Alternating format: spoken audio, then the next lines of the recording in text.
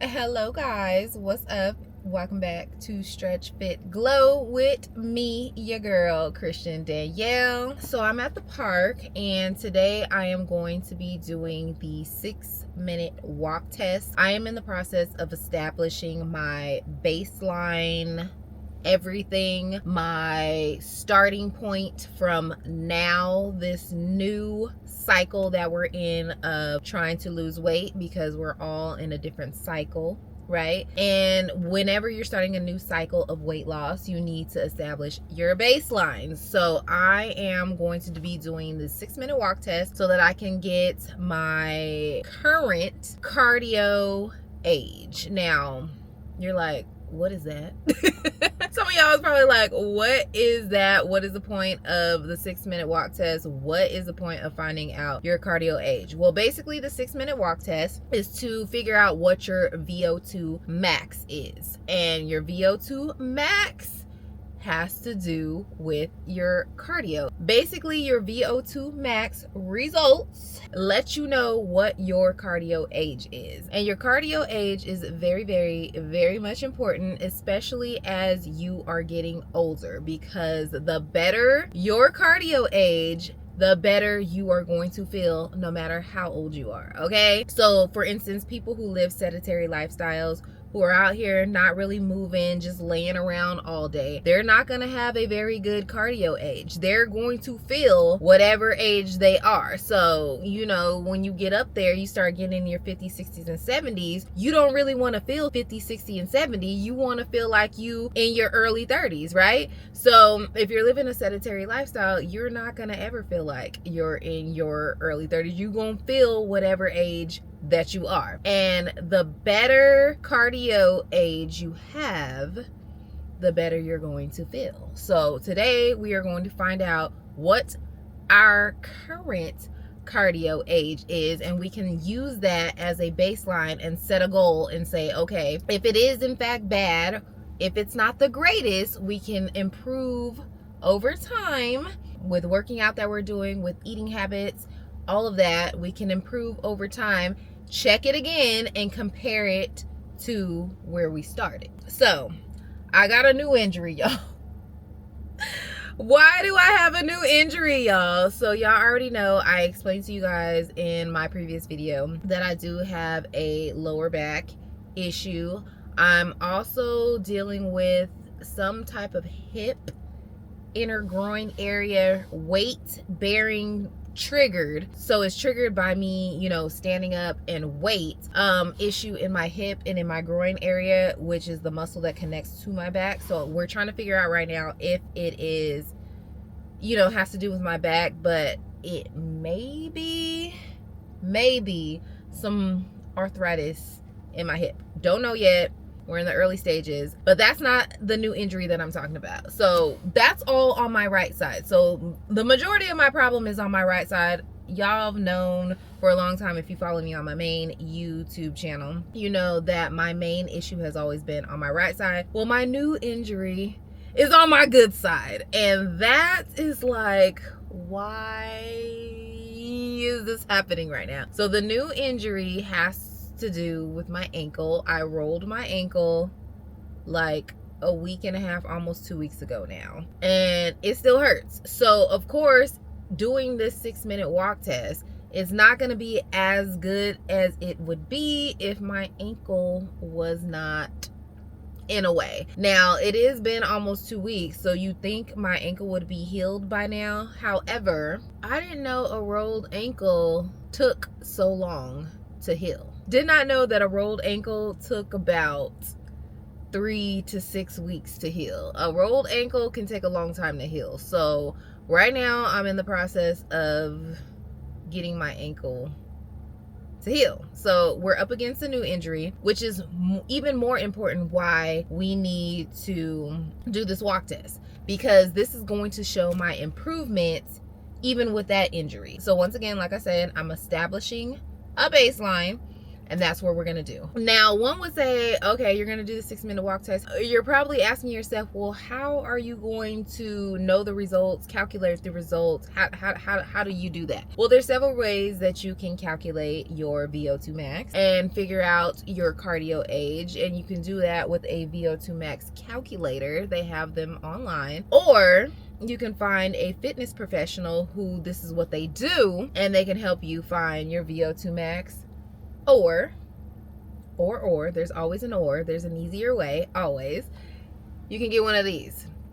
This is a Oura Ring. You can do this with the Oura Ring. You can do this with an Ultra Human Ring. I will put links to both this Oura Ring and the Ultra Human Ring down in the description. This will calculate your VO2 max. Shout out to my best friend because she gave me this Oura Ring for my birthday. And yeah, I'm loving it so far. It calculates your sleep. It tells you your sleep cycle, all of that. All of those things are important in establishing baselines. So get you an Oura Ring, Ultra Human Ring. You can calculate your VO2 max like that. Use a calculator or find a fitness professional. So let's get outside. I already got my shoes on. I gotta finish up my little green juice with my L-Carnitine in it. And we're gonna get out here and we're gonna do this walk test and figure out our cardio age. Let's go. Okay, so now we've made it to the park. So whenever you're gonna do a walk test, you need to make sure that you find a flat surface. You're gonna need to warm up before said walk because you're gonna have to maintain a steady pace, and you need the area to be flat and straight. And I'm gonna show you guys the area that I picked in the park. So you see how this is just one big circle. So we're gonna just keep walking around this circle. It's flat, there's no obstructions, there's no anything in your way, and you can just keep going around for a good 6 minutes. Okay, so you are going to want to warm up. So I'm just gonna warm up real quick. I am going to stretch my legs, roll my ankles a little bit, especially the ankle that is sprained. As you can see, I'm like hunched down right now, so it's not hurting too bad right now. It's a little bit when I put a little bit of pressure on it, but we're gonna make it work. So we're just gonna stretch it out, roll it out, do what we gotta do so that we can get this walk in.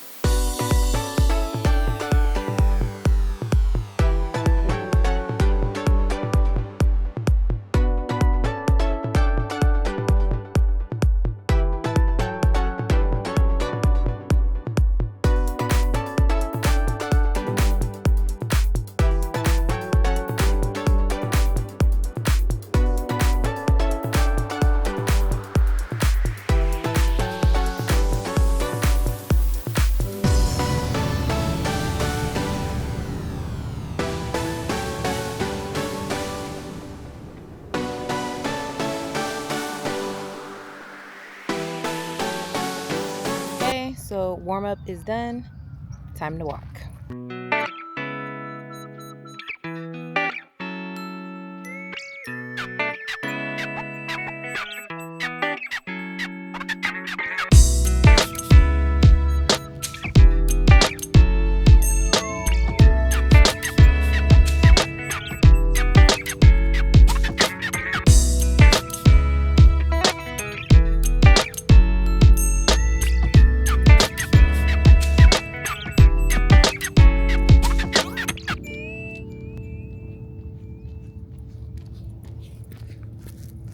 So I just finished my VO2 max walk test. My score was 26. I will break down all of the numbers with you guys towards the end of this video. Basically, that's like in the fair.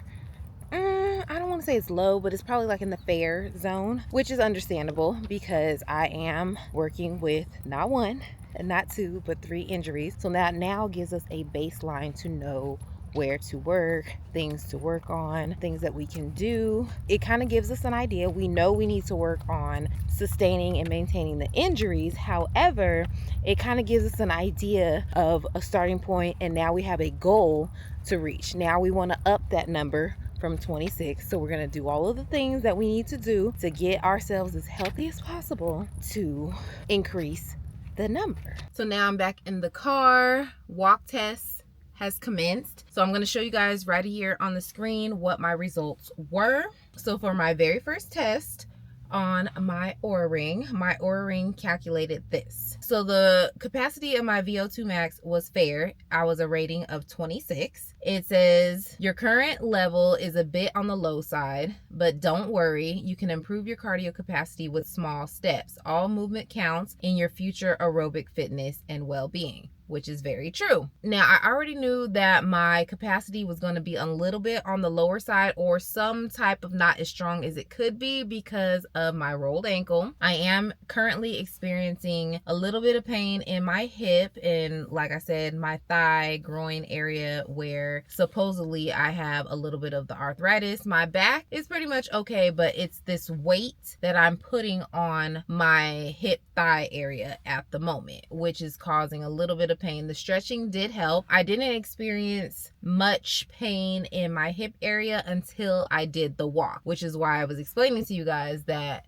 weight triggers the pain. So we got to figure that part out. And we've known that, but now we have some numbers to compare with the work that we're going to do. So we have a baseline number, 26, which is fair. Now my heart rate, once again, right here on the screen, you can see my heart rate was good, and the location that I chose to walk on was good. You need to make sure that you're choosing a location that is flat and that you can walk in a consistent pattern in. You don't want to choose a hill. You don't want to choose like a rocky area. You want to choose something that's flat, paved, so that you can do the test with no interruption. And then here is an example of why you need a good cardio rating. Look at what this says right here. It says, the future me. How will climbing 5 flights of stairs feel in 10 years? You've got a lot of potential. Adding regular movement gradually to your everyday life can help you climb the stairs effortlessly in the future. Now you see the chart right here. Effortless is on the top, manageable, and then challenging. In 10 years, if I don't stay on top of my cardio, stay on top of my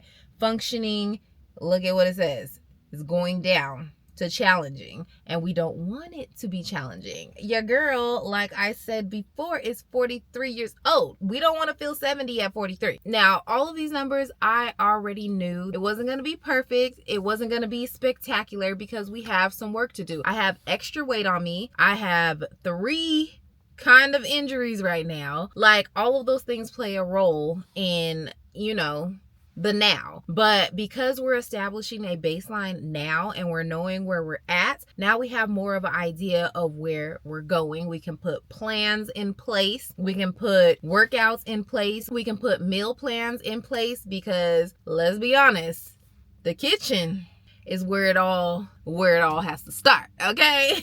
Because that is where you are going to lose those extra pounds that are weighing you down. Yes, exercise is very, very, very much important, but the kitchen is even more important. Look at this picture that I just took. Look. I am so glad this was in the park so y'all can see. Look how much you would have to work all of these foods off. A donut, 77 minutes of walking per one donut. A slice of pizza, 54 minutes of, okay. 1 scoop of ice cream. Yeah.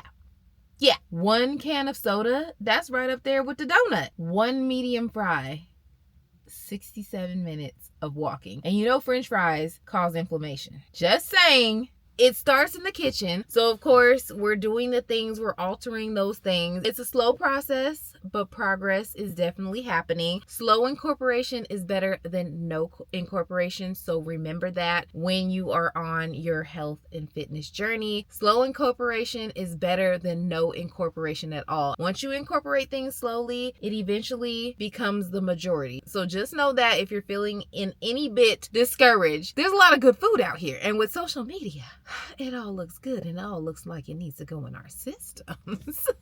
However, baby steps, slow incorporation, it's all okay. That is why I created this channel, because I told y'all before, we're not perfect over here. None of us are perfect. We're gonna have good days, we're gonna have bad days, but as long as we are actively taking the steps every day to get to where we need to go, meet the goals we need to meet, that is all that matters. So thank you guys so very much for watching this video. Make sure you like, comment, subscribe, share, get you an Oura Ring, get you an Ultra Human Ring, or get you a trainer, or get you a calculator, and get outside and go do your 6-minute walk test so you can establish some baseline, know your starting points, and have something to compare with the results that I know you're gonna get in the future. Okay, so I will see you guys in the next video. Toodaloo, toodaloo, and toodaloo. Bye, y'all.